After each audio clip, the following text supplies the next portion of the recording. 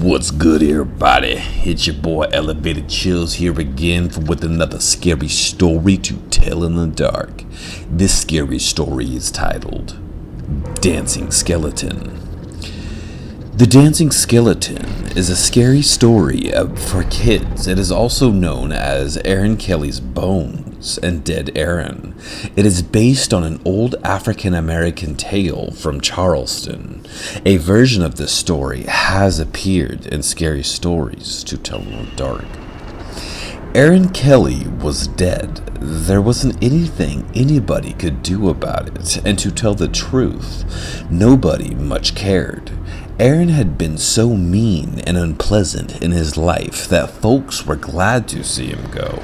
Even his widow never shed a single tear. She just bought a coffin and put Aaron in it and buried him. But that very night, Aaron got up out of his grave and came home. His family was sitting around the fire when he walked in, looking dusty, dirty, and disheveled. He took a seat next to his widow and said, "What's all this about? You're all acting like somebody's dead. Who's dead?" His widow looked at him and said, "Oh my God!" "Damn it, woman," said Aaron. "I asked you who was dead." "You are," said his widow, shaking like a cold dog in a wet sack. "Me dead?" said Aaron. "I don't feel dead. I feel fine." "I don't care how you feel," his widow exclaimed. "You look dead. You better get yourself back to the grave where you belong." "No," said Aaron. "I ain't going back to no grave until I feel dead." "Oh my God," said the widow. "How long can this corpse last?" "Not long," said her brother. "Not in this hot weather. He can't last long." Yet despite the widow and the weather and the heat and the rain and all, Aaron just kept lasting and lasting and lasting. All he did from sunup to sundown was sit by the fire, rocking his chair and warming his hands and feet. But his joints were dry and his back was very stiff, and every time he moved, he creaked and cracked like a dead tree in the wind. His widow couldn't collect his life insurance because Aaron swore to God he wasn't dead, and she couldn't pay for the coffin because she didn't get the insurance. And the undertaker said he was going to take back the coffin because it wasn't paid for.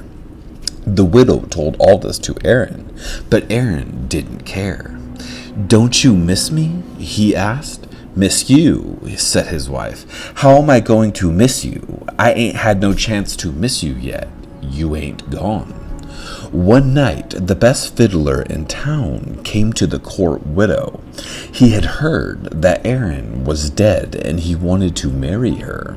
He sat on one side of the fire and Aaron sat on the other, stretching his arms and legs and all the time creaking and cracking. By this time, he was so dried out that he was little more than a mere skeleton. "I'm wore out listening to him creak and crack," the fiddler said. "Something ought to be done."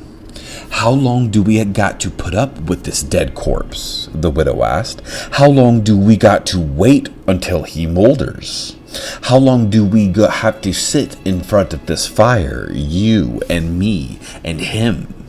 Aaron stretched himself and said, "This isn't very jolly. Let us be jolly. Let us dance." The fiddler got out his fiddle and began to play. Aaron stretched himself, shook himself, got up, took a step or two, and began to dance a jig. With his old bones rattling, and his yellow teeth snapping, and his bald head waggling, and his arms flipping around and around as he went about the room. The fiddler played and Aaron danced. Up and down the floor he danced, with his long legs clocking and his knee bones knocking. He skipped and pranced around the room. How that dead man danced, but pretty soon a bone came loose and fell to the floor. My golly, look at that, said the fiddler. Play more faster, said the widow. The fiddler played faster and faster. Crickety-crack, down and back, the bedman went hopping.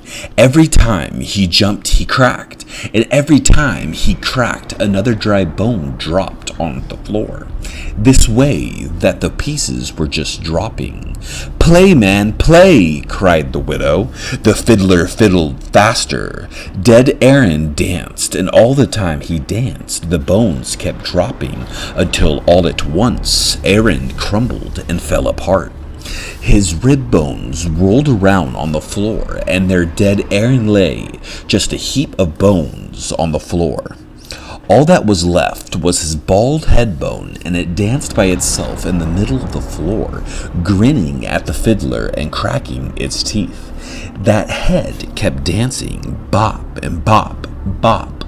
Oh, my sweet lord, look at that, said the fiddler. Play more louder, cried the widow. Ho, ho, said the head bone. Ain't we having fun? The fiddler couldn't stand it anymore. Widow, he said, I got to go. And he left the house and never came back. The family gathered the bones together and put them back into the grave. They were careful to mix them up and lay them all crissity-crossity and unjoined so Aaron couldn't fit them back together again. After that, dead Aaron didn't wake up anymore and stayed in his grave. But his widow stayed a widow from that day to this and never got married again.